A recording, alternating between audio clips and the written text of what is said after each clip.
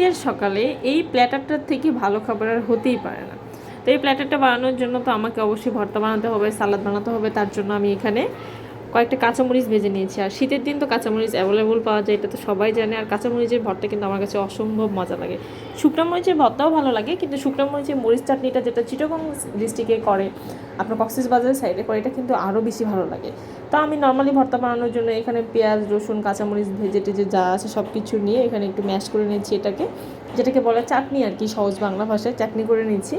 তা আমাদের দিকে কী করে, মানে আমি তো নর্মালি উত্তরবঙ্গের মেয়ে, তো উত্তরবঙ্গের দিকে কী করে যে এইটা হচ্ছে এইটাই একটা চাটনি বানিয়ে ভাতটাকে সুন্দর করে মেখে নেয়, কিংবা একটু শুটকি টুটকি থাকলে সেটা শুটকি টুটকি ভর্তা করার জন্য এই টাইপ চাটনি হাতে অনেক সময় বানিয়ে নেয়, নিয়ে ভাজা শুটকির সাথে ম্যাশ করে নিয়ে খেয়ে ফেলে আর কি। এটাও কিন্তু অসম্ভব মজা লাগে।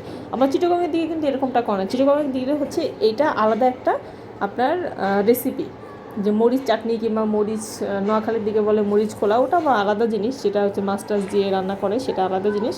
কিন্তু এইটা হচ্ছে চিটাগং ডিস্ট্রিক্ট কিংবা কক্সবাজারের জন্য এটা হচ্ছে আলাদা একটা রেসিপি। তো যাই হোক, আমি এখানে আপনার ভর্তাটা বানানোর জন্য চাটনি বানিয়ে নিয়ে এর সাথে তেল মিক্স করে নিয়ে এটা একটু নেড়ে চেড়ে নিচ্ছি। এগুলো এখন সাইড করে নেব। এইটা দিয়েই আমি এখানে আলু ভর্তা আরও যা যা ভর্তা আছে সব কিছু বানাবো। তো আলু ভর্তার জন্য আমি গোল গোল টাইপ যে আলুগুলো, এটাকেই খুব প্রিফার করি, এগুলো আমার ভালো লাগে। আবার এই আলুগুলো বেশ আঠালো হয়।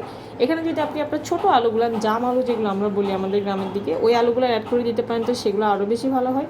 আবার এই ভর্তাগুলো যদি আপনি বাটনাতে বাটতে পারেন, রংপুরের দিকে আপনার উত্তরবঙ্গে আপনার যে কুড়িগ্রাম, রংপুর, লালমনিরহাট, ওই দিকে যে একটা আপনার শুটকি বাটনার জন্য কিংবা মাছ টাছ ধোয়ার জন্য একটা খোলা জালি কিংবা যেটাই বলেন যে আপনার বাটনা, আর বাটনার একটা যে শিলনি পাওয়া যায় আর কি, ওইটা ইউজ করলে কিন্তু ভর্তাটা নর্মালি এমনি আঠালো হয়ে যায়। যাই হোক, ওগুলো আমার কাছে ছিল, কিন্তু মাখামাখি করতে ভালো লাগছিল না।